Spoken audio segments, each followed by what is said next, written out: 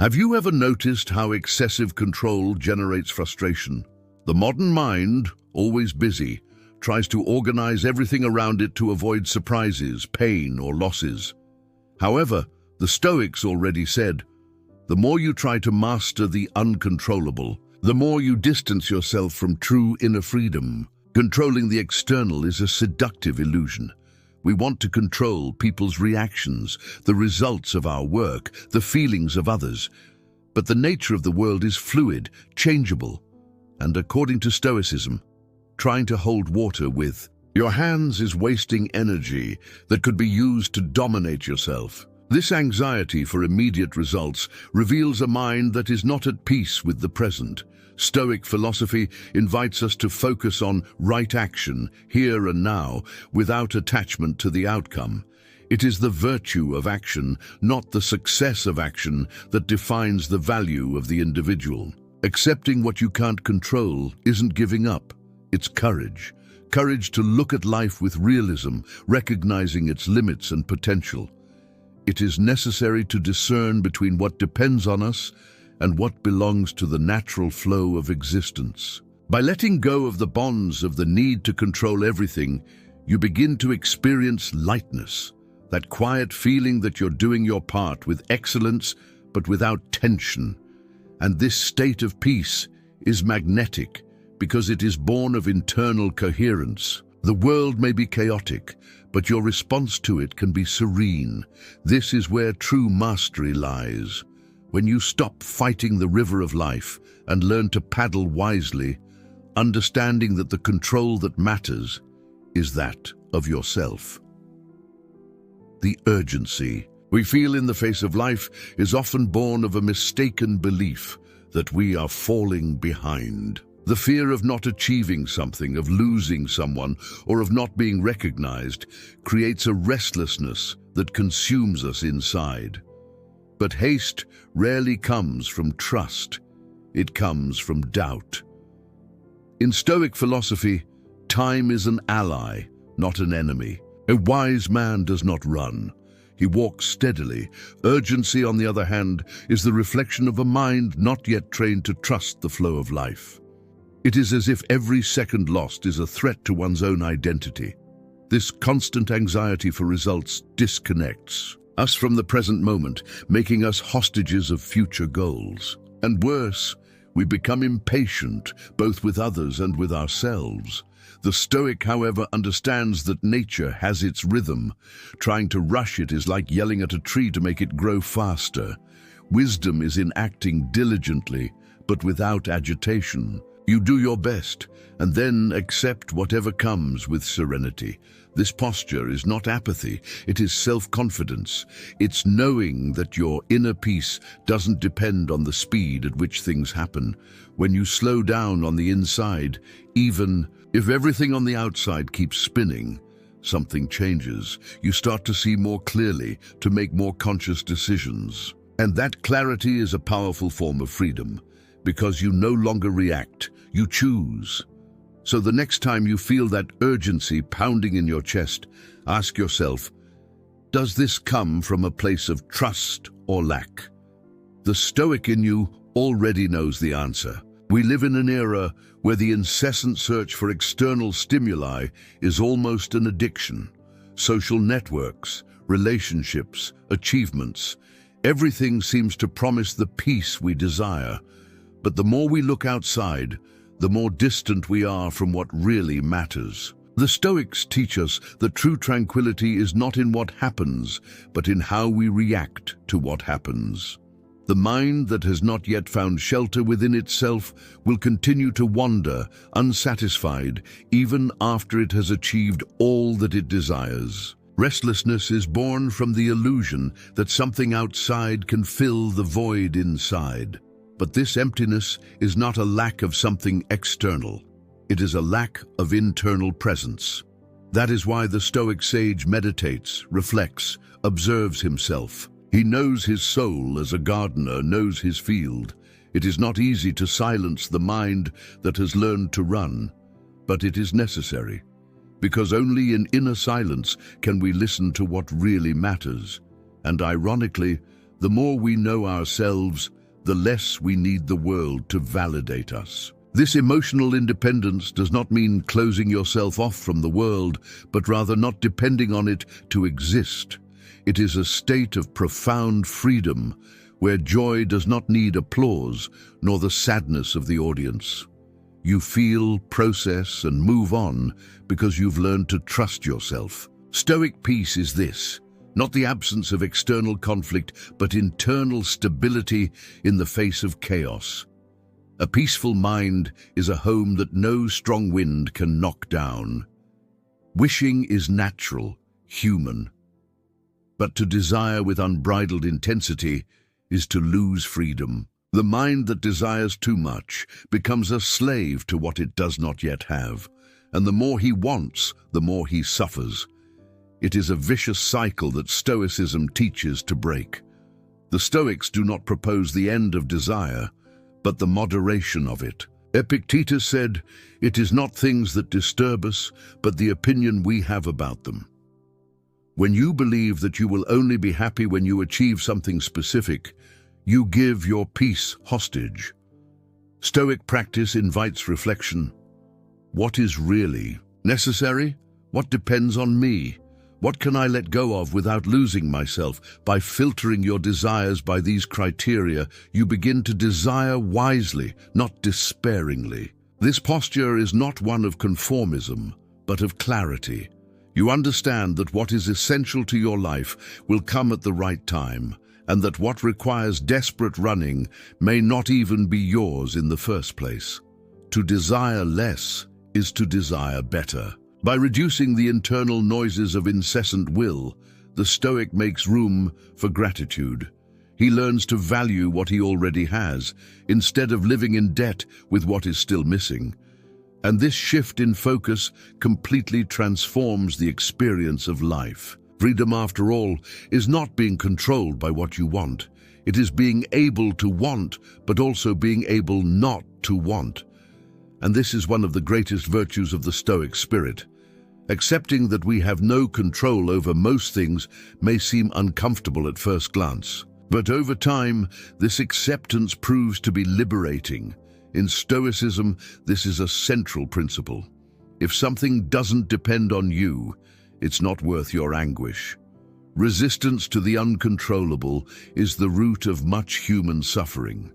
We fight against losses, changes, delays, rejections. But the world was not made to please us. He simply is. And it is in this reality that the Stoic builds his peace. Accepting is not conforming. It is to stop wasting energy trying to change the unchangeable. It is to channel this energy into what you can, in fact, transform: your choices, your attitudes, your emotions. Serenity lives exactly there.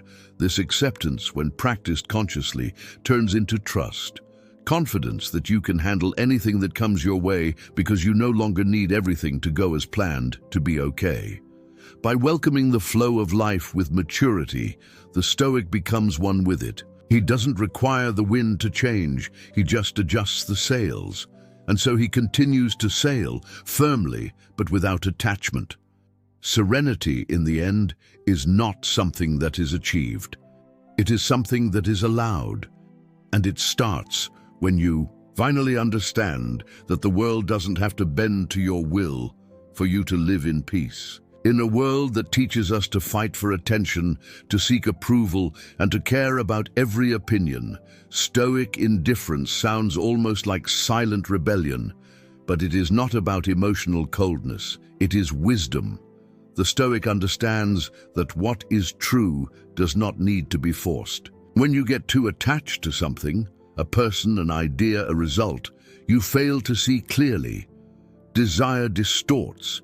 It makes you see need where there is only lack.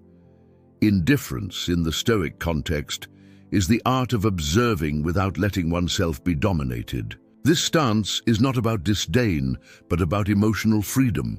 You can like, care, connect, but without locking yourself in. What needs to happen will happen, and what did not remain was not rightfully his. Self-assured people do not beg for affection.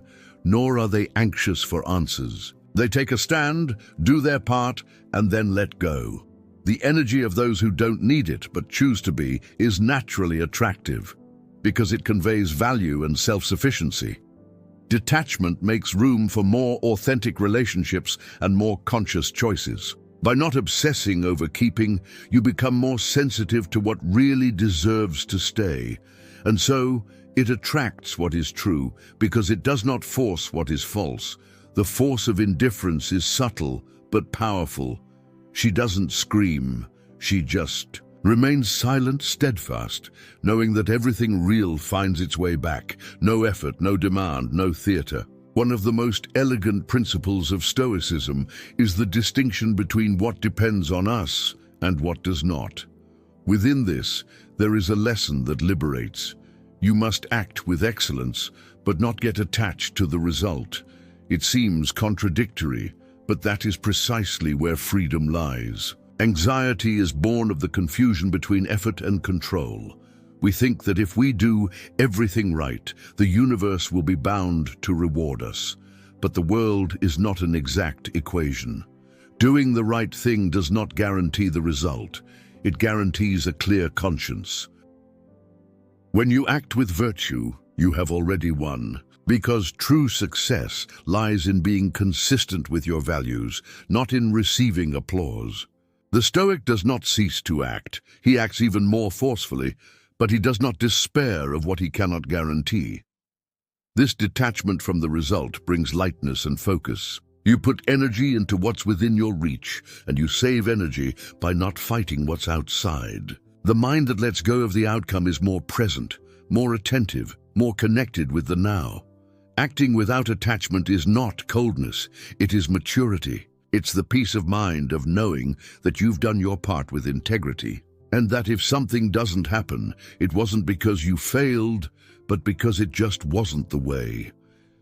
This Stoic paradox transforms the fear of failure into an impulse for conscious action. Because when you let go of the result, you free yourself from anguish, and ironically you start to perform better. After all, fear no longer directs your life. Imagine someone who remains calm in the face of criticism, centered in the face of chaos, firm in their decisions. This person is not cold, he is trained. Self-control is one of the pillars of Stoicism, and perhaps its greatest display of strength. In most situations in life, what harms us is not what happens, but how we react. The Stoic understands this deeply. He does not deny his emotions, but observes them before acting. He feels, but he does not lose control. And this internal control changes everything. When you master yourself, you are perceived differently. People respect you more, trust you more, feel safer around you. Because you exude consistency, a rare and valuable signal in an impulsive world. But this control is not born overnight. It is cultivated with reflection, with practice, with falls and resumptions. Each time you choose not to react automatically, you are strengthening your emotional muscles. It is becoming less manipulable, and the more mastery you gain over your mind and your attitudes, the less vulnerable you become to external emotional games. You no longer need to prove anything to anyone, nor react to everything. You stand firmly and let the rest speak for themselves. True power is silent, and it starts at the exact point where you stop trying to control others and start to become unwavering in front of the world. Letting go is not a sign of weakness. It is a sign of discernment. The ability to let go of what no longer adds to your journey is a fundamental Stoic virtue, because everything you hold too tightly ends up dominating you. We often insist on maintaining situations, people or ideas that no longer make sense, for fear of loss, change or loneliness. But what has already completed its cycle begins to weigh. And the Stoic understands it is better to lose what imprisons than to keep what weakens. The Stoic mind does not run away from the pain of detachment, but faces it with honesty. She knows that what goes away makes room for what must come.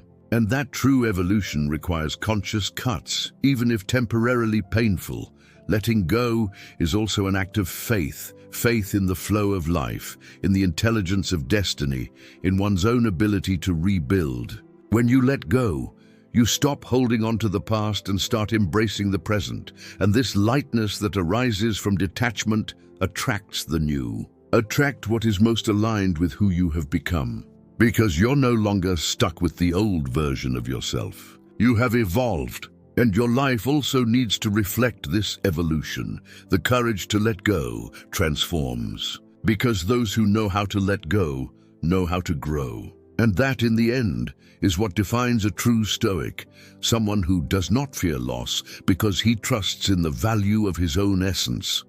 Reacting is automatic. Responding is conscious. The difference between the two is subtle but profound. In Stoicism, this difference represents the passage from emotional slavery to true inner freedom. To react is to live under the domination of impulses. To answer is to live under the domination of reason.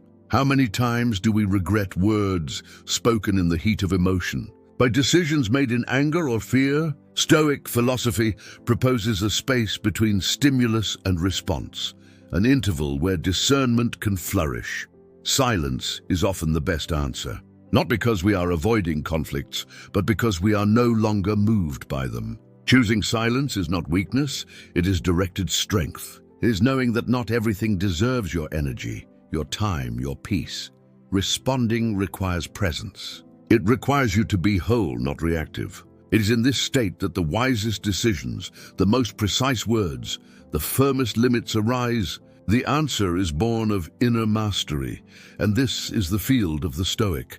By stopping, breathing, and reflecting before acting, you interrupt the cycle of impulsiveness that imprisons so many people. And little by little you build a safe space within yourself, where decisions are made by who you want to be and not by who you were on impulse.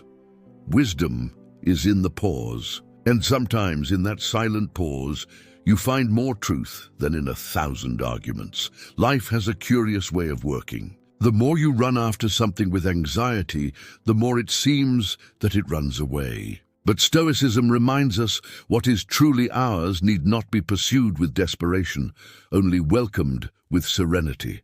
The anxious mind wants to control time, answers, others. The Stoic mind, on the other hand, acts with presence and trusts the natural flow of things. It's not about passivity, but about understanding that what depends on you is action.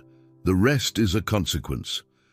Often what seems like bad luck is just over-attachment. We insist on doors that do not open, people who do not reciprocate, paths that exhaust us. But when we stop, breathe, and redirect our energy to ourselves, life responds.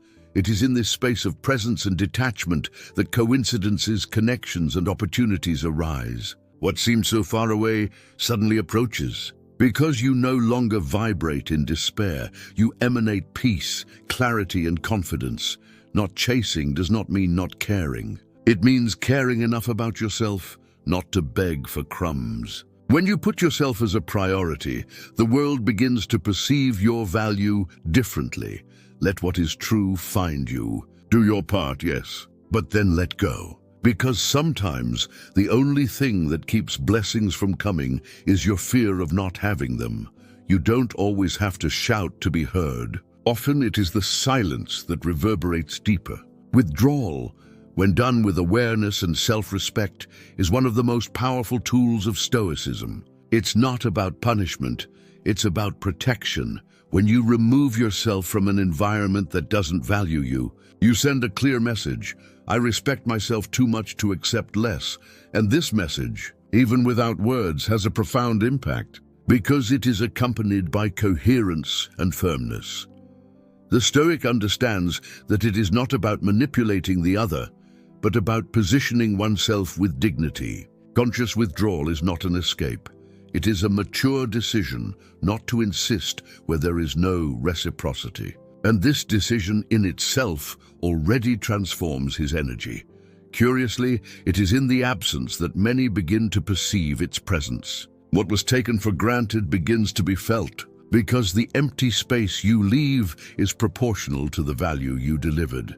But the most important thing is that the distance should not depend on the reaction of the other. It must happen because you have chosen yourself, because you understood that staying in environments that diminish you is a disservice to your soul. Therefore, if something does not welcome you, if someone does not listen to you, if a place does not see you, be silent. And if necessary, go. Your absence will be your most elegant response. In battles, knowing how to retreat at the right moment can be what saves the army. In life, it is no different. Stepping back is often an act of emotional intelligence. The Stoic does not insist where there is continuous wear and tear. He recognizes the moment to retreat to preserve his essence. The culture of never give up can put us in emotional traps. We insist on relationships, projects, or situations that only drain us. But self-respect demands a limit. Knowing how to retreat is, first of all, knowing how to protect yourself. This strategic distance is not isolation. It is a strategy for strengthening. You withdraw to reflect, regenerate, reorganize. And it comes back, if necessary, with more clarity and less emotional charge. Or maybe he won't even come back because he realizes that that space was no longer his. By stepping back, you also test the environment around you. Those who respect your absence, who don't try to invade you, who miss you with maturity, they recognize your worth. Those who do not notice only confirm what was already visible. The Stoic acts with intention. He does not withdraw out of pride, but out of necessity. He knows that continuing to give himself in spaces that do not give back is a sure path to exhaustion. And as he leaves, he reaffirms his commitment to his own peace. Stepping back, therefore, is a sign of strength, because only those who know their own value are able to move away from those who do not recognize it. Detachment is not ceasing to love. It is to love with conscience. It is to understand that love, work, dreams, and people should not be possessions, but companions on the journey. Detachment, according to Stoicism, is one of the greatest forms of emotional freedom. Many confuse detachment with indifference, but there is a big difference. Indifference denies feeling. Detachment, on the contrary, welcomes him, and yet chooses not to depend on him. It is the ability to feel without getting lost.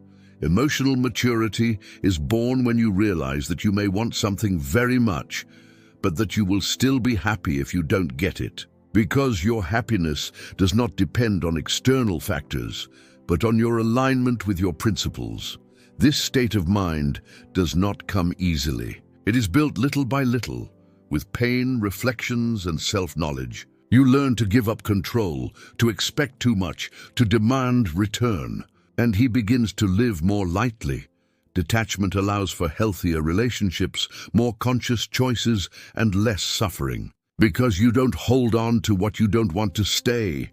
You allow everything to flow, and trust that what is true will stay. It's not coldness, it's wisdom. The detached heart is not empty, it is free. And freedom in the end is what every human being desires most. The water does not resist, it flows. It gets around obstacles, penetrates cracks, adapts to the environment, and still maintains its essence. This metaphor is one of the most beautiful teachings of Stoicism.